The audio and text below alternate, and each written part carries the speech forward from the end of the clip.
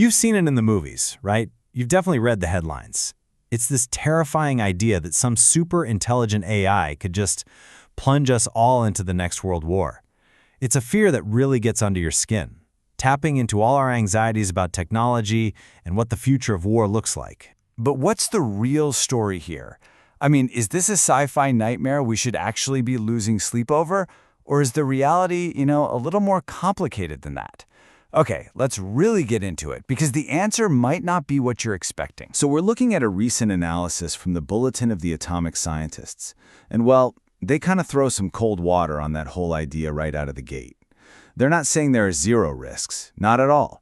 But what they are saying is that the actual path from a piece of code to World War III, it's a lot narrower and has way more roadblocks than we usually imagine. All right, so here's how we're going to break this all down. First, we're going to look at the main ways AI could supposedly lead to war. We'll really focus on the two biggest worries: a sudden shift in power and how AI could distort human judgment. After that, we'll quickly run through 4 other theories and then wrap up with what we can actually do to manage all this. So these researchers looked at 6 really specific scenarios, 6 different pathways for how AI could, in theory, push us closer to a major conflict. And for each one, they asked the most important question. Okay, what would actually have to happen for this to become reality? Now, while all 6 are interesting, the analysis really zeroes in on 2 that are flagged as the most plausible and the most dangerous. These are the ones we really need to get our heads around. So let's dive right into that first big one. Okay, this first risk, it's a classic story, really.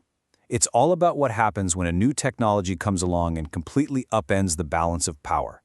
The idea is that one country gets its hands on some AI wonder weapon and suddenly thinks, hey, maybe we can get away with things we couldn't before. But hold on, it's not that simple. It's not just, get AI, start war. The researchers found that a whole chain of events has to line up perfectly. First, that AI advantage has to be huge. I mean, truly a game changer. Second, the country with the advantage has to believe that it won't last forever, creating this intense use-it-or-lose-it pressure. Third, the weaker country has to refuse to back down. And finally, and this is the big one, the powerful nation has to already want to go to war for some other reason, like grabbing territory. States don't just start wars for the heck of it. And right there, that's where this whole scenario starts to look a lot less likely. The authors argue that getting all 4 of those things to happen at the same time is actually pretty improbable. I mean, think about it.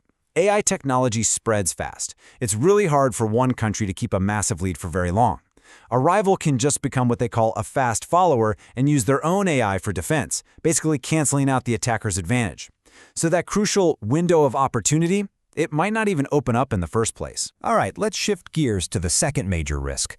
Now, this one is more subtle, and in some ways, it's a lot more novel. It's not about robot armies fighting on some future battlefield. No, this is about how AI could warp the thinking of the actual humans who are calling the shots. And this is where it gets really interesting, because it's a total double-edged sword. On one hand, AI could be a disaster for decision-making. We're talking about AI hallucinating, just making stuff up. Or leaders could get automation bias, where they just blindly trust the machine over their human advisors. Or you could have an AI that creates the perfect echo chamber, telling a leader exactly what they want to hear. But on the flip side, a well-designed AI could actually be a huge force for good. It could sift through mountains of data in a crisis, highlight what we don't know, and even find peaceful off-ramps that stressed-out humans might completely miss. So what's the bottom line here? It's this. The tech itself isn't good or bad. The real outcome, it depends entirely on us. It all comes down to whether the systems are designed with safeguards and whether they're used with a healthy dose of human skepticism, or if we just use them negligently. Okay, so those are the 2 heavy hitters. But you've probably heard a bunch of other scary scenarios, right?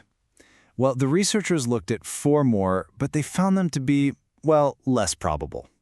So let's do a quick lightning round on those. Yeah, so a few other common fears get a big reality check here. The idea of a preventive war, attacking a rival to stop them from getting AI first.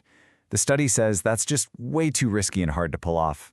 What about AI lowering the cost of war with drones and robots? Well, those systems are incredibly expensive and still need a ton of human support. The theory that societal chaos from AI-driven unemployment will lead to war, there's just not much historical proof for that. And finally, the classic AI accident, a rogue system starting a war. Turns out, leaders are actually pretty good at hitting the brakes and de-escalating when things go wrong. In every case, real-world politics and practical problems act as pretty powerful brakes on these tech fears. So, if we're saying the sky isn't falling, but there are still some very real risks, what do we do about it? This is the best part, because the analysis isn't just about problems. It offers some really clear, smart policies to handle these dangers.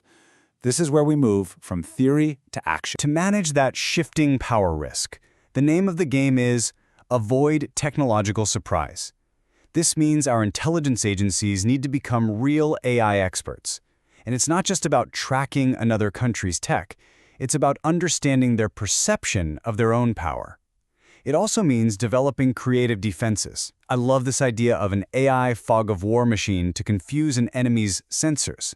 And finally, you have to make sure your own military can be a fast follower to quickly adapt to any breakthroughs. And to guard against that distorted judgment risk, the solutions are all about building better human-machine teams. Leaders have got to stay skeptical. The AI systems themselves need to have safeguards built in, like red teams, whose entire job is to challenge the AI's conclusions. And get this, instead of using AI to speed up decisions, we should task it to find ways to buy us more time. And crucially, in a world full of potential AI-fueled disinformation, those good old-fashioned human-to-human hotlines, they become more important than ever. And that really brings us to the core conclusion of this whole analysis. New technologies, they can change the landscape, they can create new pressures, they can open up new possibilities. But they don't make decisions. People do. The choice to go to war has always been, and will almost certainly remain, a fundamentally human and political one. So as we continue to develop this incredible technology, the question we have to keep asking ourselves isn't just, what can this AI do? But how do we choose to use it? Because the greatest risk might not lie within the code of the machine, but within the choices of its human masters.